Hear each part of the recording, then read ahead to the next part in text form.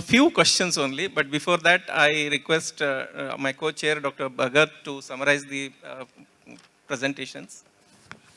Thank you. So we had four speakers, and almost they all deal with emergencies. So they laid stress on certain points. One is time management is important, and the man behind the system is also important, as Dr. Rahul mentioned, and care bundle and all those things, various types of monitoring. Our gynecologist mentioned about the checklist, very rightly so, because I think that is the mainstay of improving the care these days, the pathways and subject. But what I want to stress is, at all the places, whatever you are bearing should be more objective rather than subjective. Very often our speakers have mentioned about subjective monitoring, but I feel it should be more objective. And so that total care is very important, and to give that, one should be conscious about giving a better outcome, and we need to implement it. We all want to improve, no doubt about it, and whatever data you are collecting, you should present it also to the colleagues, and you should be finally able to present it to the public also, that yes, you have improved upon because of these things, and the system is better now. That is how the healthcare will have better appreciation, and the discussions about accreditation and quality will be less and less. The requirement of discussion this. So now we invite few questions. Dr. Nani wanted to say something. So I have a question for the audience. You have these brilliant clinicians who all are talking the language that you all wanted to hear. These are clinicians who are willing to toe the line of accreditation, willing to write SOPs, willing to document things, willing to calculate data. What are you guys so upset about? Give them a big round of applause and pray that all of you have such clinicians who are going to work with you. But the real question is to the clinicians. How do we transplant this sort of little gene of this DNA of quality that you guys have gotten yourself in terms of protocols, in terms of measuring data? How do we actually sort of infect the whole clinical population? Because today that's the biggest problem in India. Clinicians don't want to document, clinicians don't want to measure, clinicians don't want to adhere to rules, clinicians don't want to allow things to happen. They don't want to look at credentials. This is not a rebuttal at you per se. We really would like to understand, because I think everybody's problem today in accredited organizations is the fact that clinicians don't do things correct. Can you please help us? Look, I think, Para, it's a very valid point what you set up.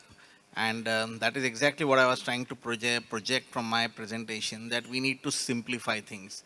I think we make it too complex for clinicians in their day-to-day basic life. For all matters, it's not complex, okay? It's not complex, it's not difficult. But to sort of try and do a 20-page bundle, you might as well do 3 points in that bundle which have to be done 100%. Once you achieve 100% on that, you take the next 3 points down there. And that is the only way. You have to keep on educating, keep on talking to them, and the only way you can do is by repeated reminders, conferences, meetings, one-to-one chat, and that's the only way you can actually improve them. But if you make it difficult, if you say that everything has to be done on day one, it's not going to happen, my friend. Parag, very honestly, I'm come from the municipal services, and we never got trained there.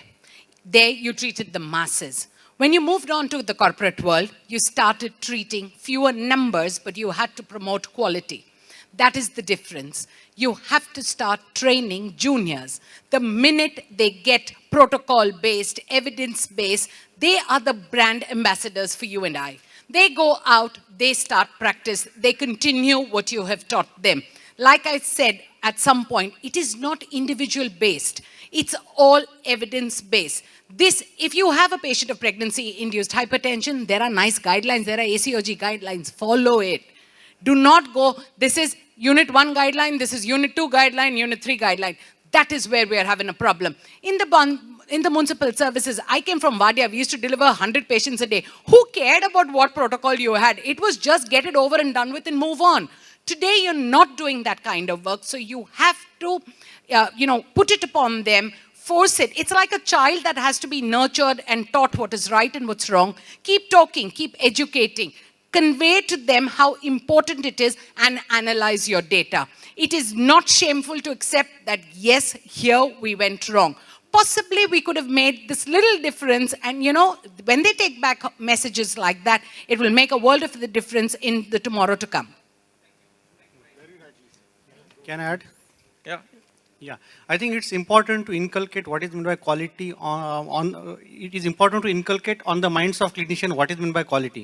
Quality is not a subjective term, it's objective term. If we are practicing as per the protocol, as per standard, then it's called as quality. Whoever it's practicing, who is practicing as per the protocols, who is practicing as per the standards, he is doing quality things, and the person who is doing all activities within the given timelines, then he is working efficiently. So efficiency and quality, it should be objective rather than a subjective for a clinician. Thank you. The organizers are warning us. And only thing which I would like to comment is, we are measuring data in the clinical departments, but one problem is that can we share data between the hospitals at least? That is the area which I find, within the, there should be data sharing, and the best practices which we are following, we should share with each other, because in other meetings and all, we meet together for common problems, but we should also share the quality data. There is no harm in sharing the quality data and the best practices amongst the hospitals. At least in Mumbai, we can share amongst each other. With these comments, I conclude the session, and thank you all the speakers. A big round of applause for the speakers. Thank you.